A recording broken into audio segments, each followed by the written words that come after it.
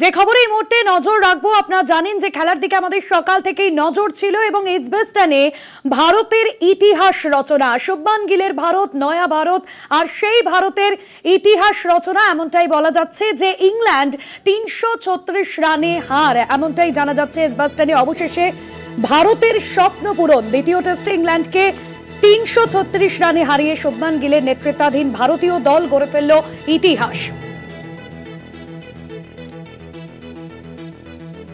কলকাতা টিভির যুগ্ম সম্পাদক গৌতম ভট্টাচার্য রয়েছেন আমাদের সঙ্গে ফোন লাইনে।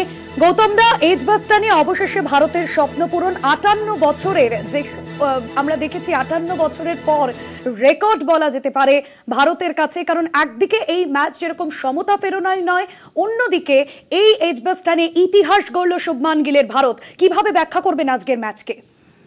ঐতিহাসিক দুটো কারণে। একটা হচ্ছে তুমি যেটা বললে যে ৫৮ বছর পর ভারত প্রথম জিতলো এখানে এসে।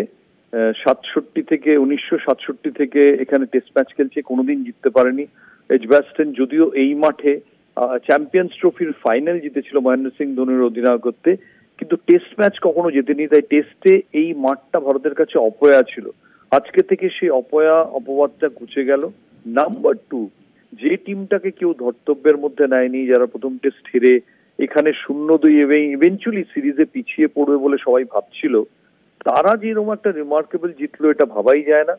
দুজন মানুষ এই জয়ের স্থপতি, একজন জয়েন্টলি স্থপতি আমি বলবো, একজন অবশ্যই ক্যাপ্টেন শুভমান গিল এবং দ্বিতীয়জন বাংলার আকাশদীপ, যিনি দুর্দান্ত বোলিং করেছেন। আমি ছবিতে দেখতে পাচ্ছি ভাঙড়া শুরু হয়ে গেছে, ঠিক ওই মাঠের বাইরে জায়গাটায় ভারতীয় সমর্থকরা নাচানাচি করছেন ইন্ডিয়ান জার্সিতে, বাট এটা সম্ভব কিন্তু এই দুজনের জন্য।